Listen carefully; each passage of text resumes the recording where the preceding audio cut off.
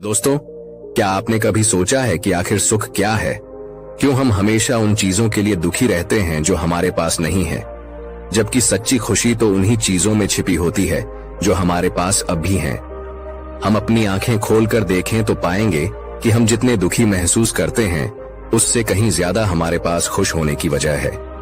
आज मैं आपको एक ऐसी कहानी सुनाने जा रहा हूं जो न सिर्फ आपके मन की आंखें खोल देगी, बल्कि यह सिखाएगी कि सुख और दुख आपके बाहरी हालातों पर नहीं बल्कि आपके नजरिए पर निर्भर करते हैं। यह कहानी है एक गरीब व्यक्ति की है जो अमीर बनने की चाह में हमेशा दुखी रहता था, लेकिन एक दिन एक बौद्ध भिक्षु ने उसे सिखाया कि असली सुख कहां पाया जा सकता है। तो दोस्तों, अंत तक इस कहानी को ध्यान से सुनिए, क्योंकि यह कहानी आपके जीवन को बदल सकती है और आपके अंदर एक नई ऊर्जा, एक नई सोच पैदा कर सकती है। तो आइए चलते हैं गौतम बुद्ध की शिक्षाओं से प्रेरित इस अनमोल कहानी की ओर। पर दोस्तों, वीडियो में आगे बढ़ने से पहले यदि आप भी भगवान गौतम बुद्ध के सच्चे भक्त हैं तो इस वीडियो को लाइक करके कमेंट बॉक्स में नमो बुद्धाय जरूर लिख देना, ताकि आने वाली वीडियो सबसे पहले आपको मिल पाए। तो चलिए आज की प्रेरणादायक बौद्ध कहानी को शुरू करते हैं। बहुत समय पहले की बात है। एक नगर में एक बहुत ही गरीब व्यक्ति रहता था। वह जब भी किसी धनी व्यक्ति को देखता तो वह मन ही मन बोलने लगता और कहता, हे भगवान, तूने मुझे इतना गरीब क्यों बनाया? इन अमीर व्यक्तियों को देखो, ये लोग कैसे ढंग से खेल रहे हैं, जीवन का आनंद ले रहे हैं, और एक मैं हूं जो हर रोज एक एक पैसे के लिए तरस जाता हूं। मेरे पास तो फूटी कौड़ी तक नहीं है और यह लोग पैसे बर्बाद कर रहे हैं। हे भगवान, मुझे भी अमीर बना दे। एक दिन वह व्यक्ति इसी तरह बोल रहा था।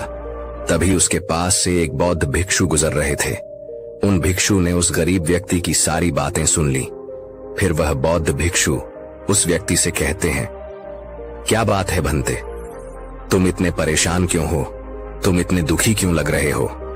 क्या कोई तकलीफ है तुम्हें? तभी वह व्यक्ति कहता है, हे गुरुदेव, मैं बहुत दुखी हूं, मैं बहुत गरीब हूं, मेरे पास तो खाने के लिए पैसे नहीं बचते, मैं एक एक पैसे के लिए तरस जाता हूं।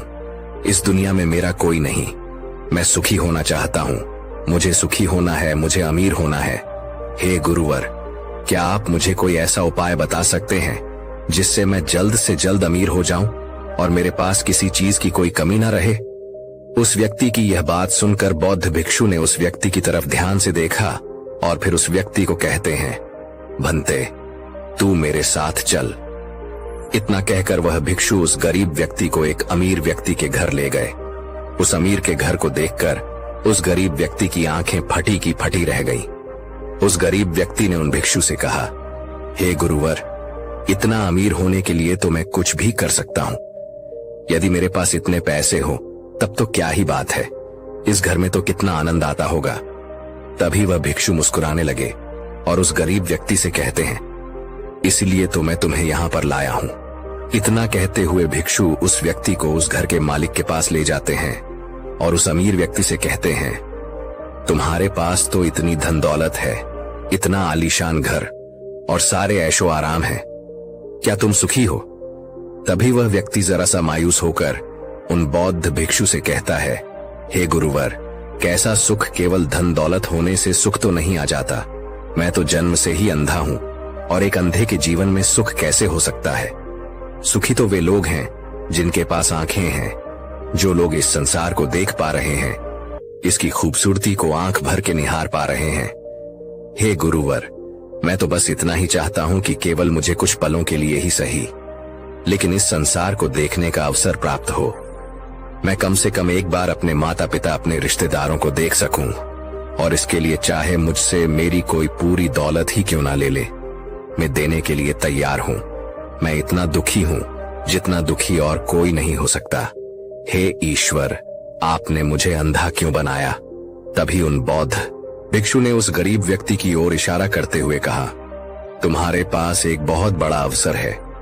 यदि तुम चाहो तो केवल अपनी आंखें देकर तुम इस अन्य व्यक्ति की सी धन दौलत ले सकते हो और उसके बाद तुम भी अमीर बन जाओगे, तुम भी सुखी हो जाओगे, तुम्हें तुम्हारा सुख मिल जाएगा और इस अंधे व्यक्ति को उसका सुख प्राप्त हो जाएगा।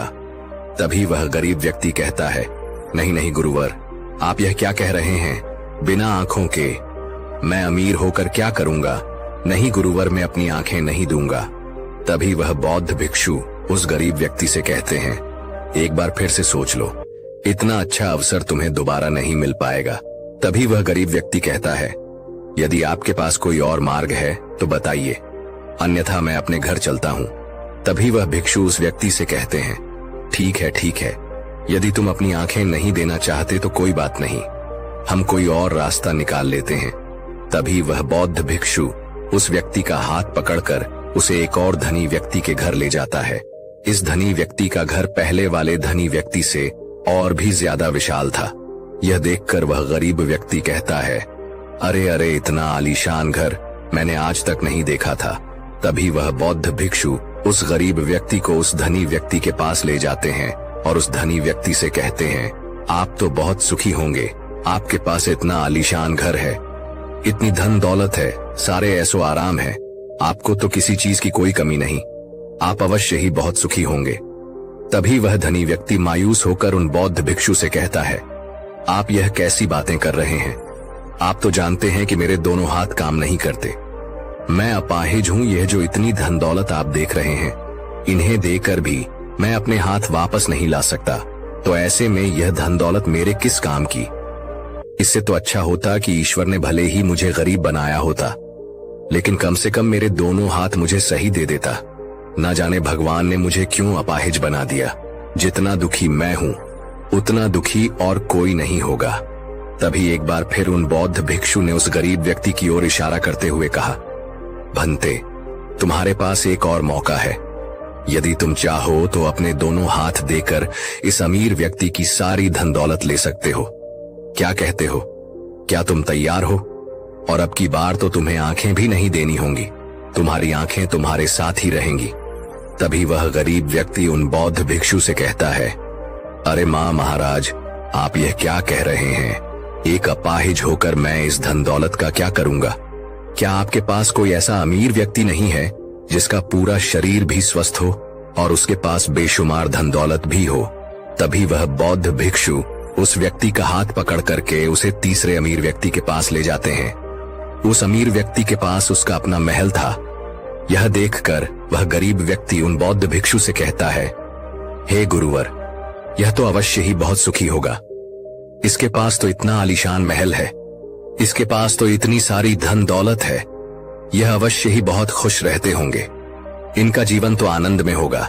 तभी वह बौद्ध भिक्षु उस गरीब व्यक्ति को उस धनी व्यक्ति के पास ले जाते हैं और फिर उस धनी व्यक्ति से कहते हैं, आप तो अवश्य ही खुश रहते होंगे, क्योंकि आपके पास इतना आलीशान महल है, इतनी सारी धन दौलत है, आपके पास तो सारी सुख सुविधाएं भी हैं, आपका जीवन तो आनंद में बीतता होगा। इसके जवाब में वह अमीर व्यक्ति कहता है गुरुवर, कैसा आनंद, मुझ जैसा दुखी इस दुनिया में और कोई नहीं होगा। मैं आज बहुत दर्द में हूं, मेरी पत्नी ने मुझे धोखा दे दिया है, वह किसी और से प्रेम करती है जो मुझसे भी अमीर है। आज मुझे समझ आया कि यह धन दौलत कभी किसी को सुख दुख नहीं दे सकती, और जब मन में दुख हो तो यह धन दौलत किस काम की मुझसे सुखी तो वह गरीब इंसान होगा जिसकी पत्नी कम से कम उसके साथ तो है, वह उसके साथ वफादार तो है। आज मैंने तय कर लिया है कि मैं अपनी पत्नी और उसके प्रेमी की हत्या कर दूंगा। यह सुनकर वह भिक्षु उस अमीर व्यक्ति से कहते हैं, इससे पहले कि तुम ऐसा कदम उठाओ, कम से कम मुझे भोजन तो करवा जाओ और भोजन की व्यवस्था करो और साथ में कुछ कांच के टुकड़े भी ले आना।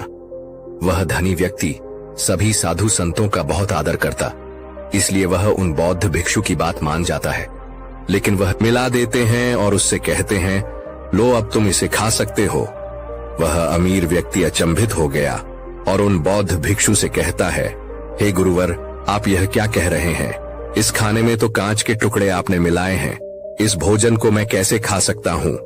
यदि यह भोजन मैं करूंगा तो इससे मुझे बहुत तकलीफ होगी और हो सकता है कि मेरी मृत्यु भी हो जाए।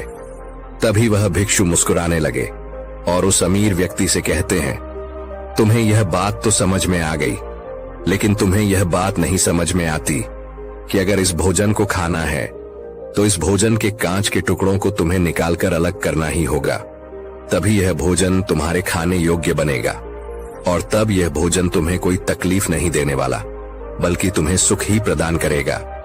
इस पर वह अमीर व्यक्ति अचरज में उन बौद्ध भिक्षु से कहता है, हे गुरुवर, आखिर आप क्या कहना चाहते हैं? तभी वह बौद्ध भिक्षु उस अमीर व्यक्ति से कहते हैं, ऐसे लोग जो कांच के टुकड़े के समान हैं, यदि तुम उनके साथ चिपके रहोगे तो तुम्हें दर्द तो अवश्य ही होगा।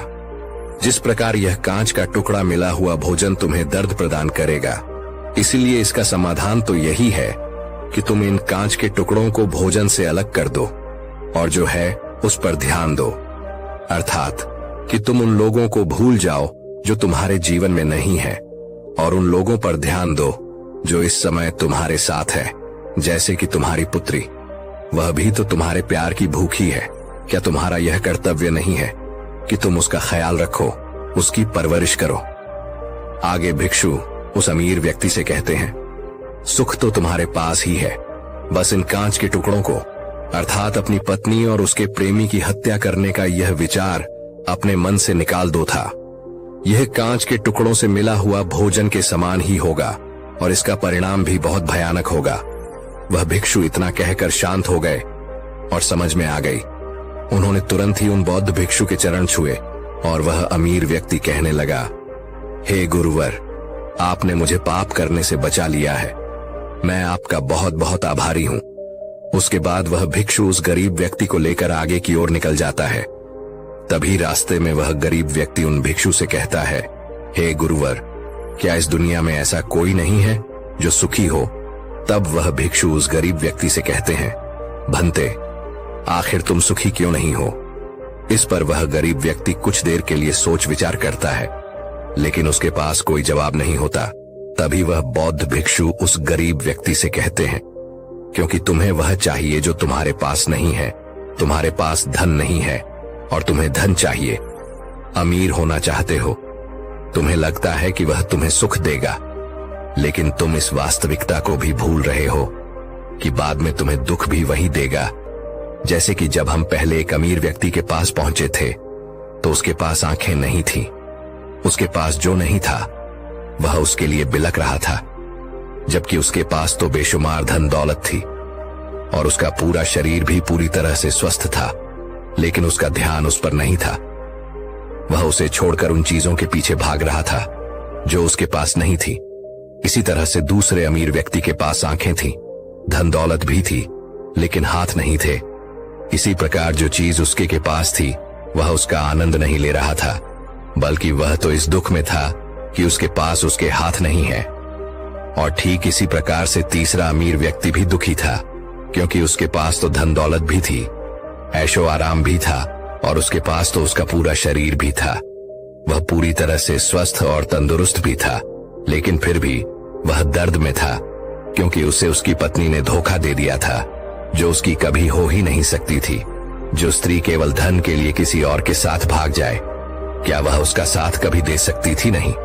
लेकिन उस अमीर व्यक्ति के पास जो था, अर्थात उसकी पुत्री, वह उसके बारे में सोच ही नहीं रहा था।